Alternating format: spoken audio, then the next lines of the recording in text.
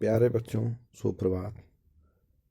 आज हम पढ़ेंगे हिंदी व्याकरण पाठ 18 विराम चिन्ह। विराम चिन्ह के विषय में, जिसको अंग्रेजी में कहते हैं पंक्चुएशन। देखिए, विराम चिन्ह दो शब्दों से मिलकर बना है। विराम एवं चिन्ह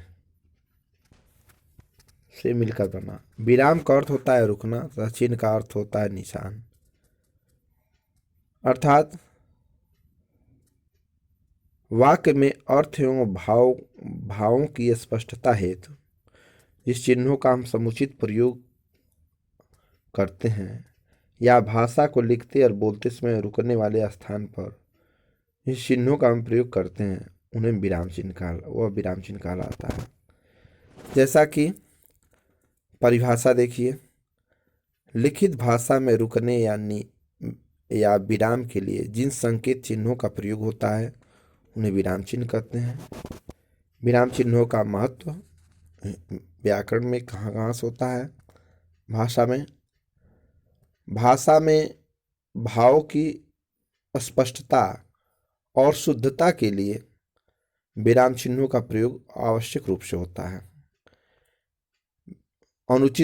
विराम चिन्हों के अनुचित प्रयोग से अर्थ का अनर्थ हो सकता है, इसीलिए विराम चिन्ह का प्रयोग स्पष्टता और शुद्धता के लिए किया जाता है।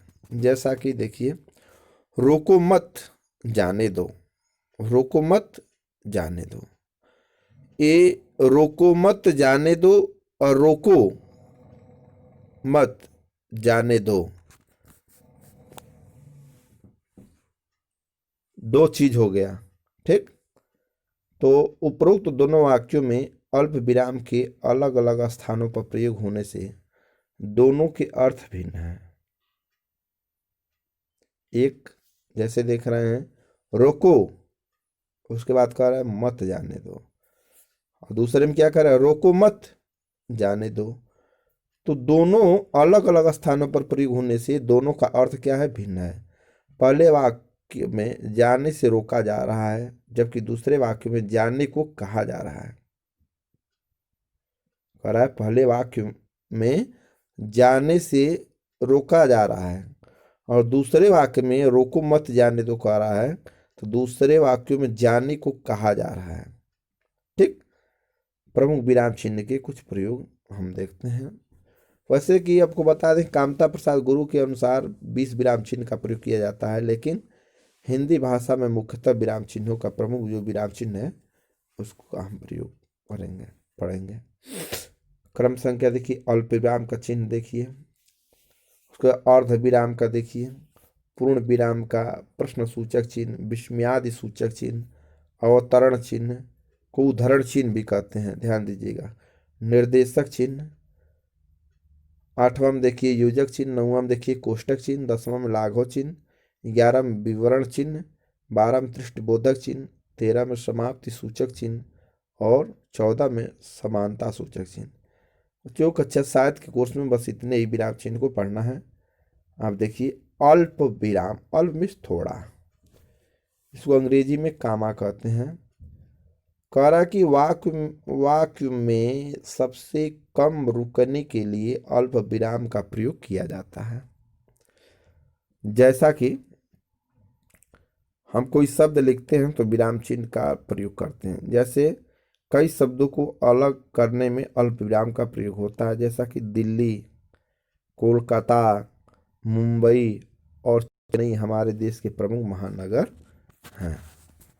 तो उस प्रकार हम इस शब्दों के अलग अलग करने के रूप में भी लिखते हैं। अब हम पढ़ते हैं, जैसे मान लिया कोई वाक्य लिख रहा है या कोई कथन लिख रहा है तो उसमें भी विराम चिन्हों का प्रयोग होता है। जैसा कि एक उदाहरण देखिए, नेहरू जी ने कहा था, तो कहा था में नीचे जो चिन्ह लगा है उसको हम विराम चिन्ह कहते हैं। आराम हराम है, किसने कहा था? नेहरू जी ने कहा था आराम हराम है। इन वाक्यांशों को जोड़ने के लिए भी अल्प विराम का प्रयोग हुआ है। देखिए थ में जो है, थ के नीचे अल्प विराम का प्रयोग हुआ है। वैसे आदर्श पढ़ रहा है, यहाँ भी देखिए, किंतु नेहा नहीं लिख रही है। संबोधन तथा हाँ या ना नहीं के बाद भी अल्प विराम का प्रयोग होता है। चलिए रुको, अभी मत आओ, यानी रुकने के लिए कह रहा है अभी मत आना। नहीं, मैं एक किसान हूँ, कह रहा है नकारात्मक वैसे और विराम चिन्ह। वाक्य में अल्प विराम से अधिक समय, अर्ध विराम कह रहा है कि अल्प विराम से थोड़ा अधिक समय रुकने के लिए अर्ध विराम का प्रयोग हो जाता है। जैसे घाघरा नदी में बाढ़ आ गई, लोग अपना घर बार छोड़ जाने लगे, यानी अल्प विराम से ऊपर ठीक बिंदी की तरह होता है, उसको अर्ध विराम कहा जाता है। खाना खा लो, खाना खा लो नहीं तो भूखे सो जाओ। तो यानी कह रहा है कि वाक्य में अल्प विराम से कोई अधिक रुकने समय रुकने के लिए अर्ध विराम का प्रयोग होता है। उसके बाद पूर्ण विराम। प्रश्नवाचक वाक्यों के अतिरिक्त सभी प्रकार के वाक्यों के अंत में हम पूर्ण विराम का प्रयोग करते हैं। जैसे मोहित अपने गांव जा रहा है, नेहा एक अच्छी लड़की है। तो इसमें क्या है प्रश्न पूर्ण विराम में कि मोहित अपने गांव जा रहा है, यानी यह वाक्य पूर्ण हो गया, इसीलिए यहाँ पूर्ण विराम लगा। नेहा एक अच्छी लड़की है, यानी यह साधारण वाक्यों में प्रयोग होता है जब, तो पूर्ण विराम माने पूर्ण, यानी इस वाक्य यही पूर्ण हो रहा है, अंत में इसका प्रयोग किया जाता है। चौथा पढ़ेंगे प्रश्न सूचक चिन्ह, इसको क्वेश्चन मार्क कहा जाता है। देखिए, प्रश्नवाचक वाक्यों के अंत में जैसे कब, क्यों, कहाँ, कैसे, ठीक, ये शब्द अगर वाक्य के बीच में आए वहां प्रश्नवाचक चिन्ह का प्रयोग करते हैं। आप कहाँ रहते हैं, कहाँ क्या है प्रश्नवाचक, वह कौन है प्रश्नवाचक हो गया, क्या तुम पढ़ रहे हो प्रश्नवाचक हो गया। विस्मय सूचक चिन्ह, विस्मय सूचक यानी जहाँ घृणा, शोक, हर्ष, भय, आश्चर्य, जहाँ मनोभावों की व्यक्त करने के लिए विषय सूचक चिन्हों का प्रयोग होता है, हाँ विश्व हाँ विस्मय सूचक चिन्ह कहलाता है। जैसे शाबाश तुमने बहुत अच्छा काम किया, वाह कितने सुंदर फूल हैं, क्या, वाह कितने सुंदर फूल हैं, ठीक, छी तुमने ये क्या कर दिया। तो ये सब चीजें जो है विस्मयादि सूचक हैं। अवतरण चिन्ह, इसको उद्धरण चिन्ह भी कहते हैं। ये दो प्रकार का होता है, इसको एक तरफ से एकहरा अवतरण चिन्ह कहते हैं, दूसरा द्वारा अवतरण चिन्ह भी कहते हैं। से एक सिर्फ लगा रहेगा ऊपर तो उसको एकहरा अवतरण चिन्ह या उद्धरण चिन्ह कहते हैं। जहाँ पर दो कामा की तरह लगा होता है उसको क्या कहते हैं, द्वारा अवतरण चिन्ह कहते हैं, ठीक। जैसे कि इकारा अवतरण चिन्ह के बीच में थोड़ा देख लीजिए, रामधारी सिंह दिनकर, तो दिनकर के बीच में जो ऊपर लगा हुआ है या इकारा अवतरण चिन्ह है। तो रामधारी सिंह दिनकर तो हिंदी के प्रसिद्ध कवि हैं, ठीक।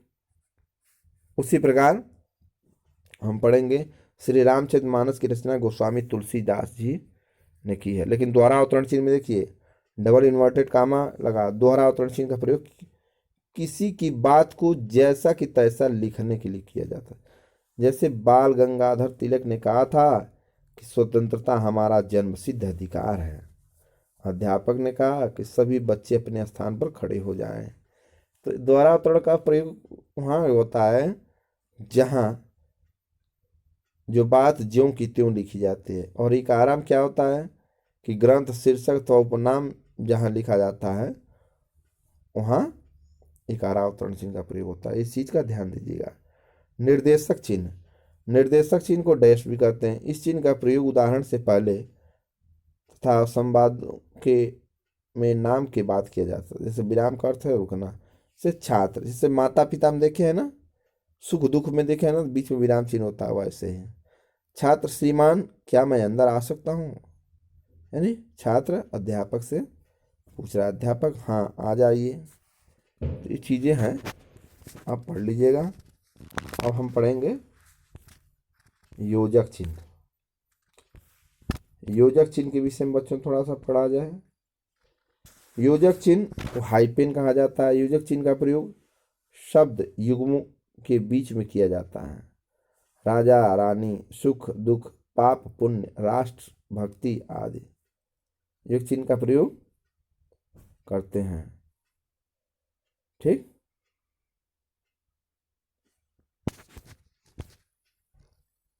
निर्देशक चिन्ह देखिए, थोड़ा सा यहाँ गलती हो गया है। निर्देशक चिन्ह, इस चिन्ह का प्रयोग उदाहरण से पहले संवादों के नाम में किया जाता है। विराम का अर्थ था रुकना, छात्र, श्रीमान, या निर्देश यानी आदेश निर्देश के लिए होता है। और योजक चिन्ह का प्रयोग जिससे विलोम शब्दों के लिए किया जाता है, राजा का, रानी, सुख दुख, पाप पुण्य, राष्ट्र भक्त आदि। ठीक। कोष्टक चिन्ह, वाक्य में किसी पद का अर्थ स्पष्ट करने के लिए कोष्टक चिन्ह का प्रयोग करते हैं। जैसे आश्रम में मुनि, आश्रम में ऋषि, मौन। मौन का मतलब क्या होता है? चुपचाप, तो इसीलिए उसको कोष्टक में लिखा जाता है। तो कोष्टक का प्रयोग हम गणित में भी करते हैं। बैठे थे, लाघव चिन्ह, शब्दों का बहुत छोटे से रूप में लिखते हैं तो हम धीरे से उसके आगे लाघव चिन्ह का प्रयोग करते हैं। जैसे उत्तर प्रदेश को लिखना है शॉर्टकट में, तो ऊ लिख कर सुनना दे दीजिए, प्रो लिख के सुनना। प्रोफेसर को लिखना है, पंडित को लिखना है। ठीक। लखनऊ विश्वविद्यालय लिखना है तो ल वी आदि। तो ये लाघव चिन्ह का प्रयोग हम करते हैं। अधिकांशतः यह प्रयोग शॉर्टकट के लिए किया जाता है। विवरण चिन्ह, इस चिन्ह का प्रयोग विवरण देने में किया जाता है। जैसे भाषा के दो रूप होते हैं, मौखिक भाषा और लिखित भाषा। ठीक। तो यहाँ विवरण चिन्ह का प्रयोग डैश के आगे कर देते हैं। त्रुटिबोधक चिन्ह से कोई वाक्य में कोई शब्द लिखने से छूट जाता है तो हम एक चिन्ह बनाते हैं। रमेश परीक्षा देने के लिए शहर गया, तो ऐसे ऊपर नोक की तरह रहेगा, दोनों तरफ से तरफ झुका रहेगा। विवाह पूजा के लिए फूल लेकर आए, तो त्रुटिबोधक जहाँ गलतियाँ होती हैं किसी वाक्य में, अगर कोई शब्द छूट जाता है तो उसके लिए हम प्रयोग करते हैं। समाप्ति सूचक चिन्ह, स्ट्रिंग ऑफ एंड, किसी जैसे निबंध को लिखते हैं, किसी उपन्यास को लिखते हैं, किसी कविता को लिखते हैं, जैसे समाप्त होता है तो जीरो एक की तरह बनाते हैं, दोनों तरफ एक योजक चिन्ह खींच देते हैं। इसका यह मतलब होता है कि यह चीज़, यह कविता या निबंध, पुस्तक समाप्त जो लेखन है उस कार्य समाप्त हो चुका है। समाप्त सूचक। समानता सूचक चिन्ह, जहाँ दोनों वस्तुओं की आपस में समानता हो, इकाई तुलना की जाए, वहाँ समानता सूचक का प्रयोग होता है। जैसे 1 किलोमीटर बराबर 1000 मीटर, 1 घंटा बराबर 60 मिनट। ये सारी चीज़ें हैं, बच्चों आप पढ़ लीजिएगा। भाषा देखिए, सार संक्षेप में क्या दिया, भाषा को लिखते समय रुकने का स्थानों पर प्रयोग किए जाने कुछ चिन्हों को हम विराम चिन्ह कहते हैं। विराम चिन्हों के उचित प्रयोग न करने से अर्थ का अनर्थ हो जाता है। वाक्य के अंत में पूर्ण विराम का प्रयोग किया जाता है। प्रश्नसूचक चिन्हों का प्रयोग प्रश्नवाचक वाक्यों के अंत में होता है। समानता सूचक चिन्हों का प्रयोग दो वस्तुओं या इकाइयों की तुलना करने के लिए किया जाता है। बच्चों जय हिंद जय भारत। बच्चों ध्यान से पढ़िए और सार संक्षिप्त अवश्य पढ़िएगा।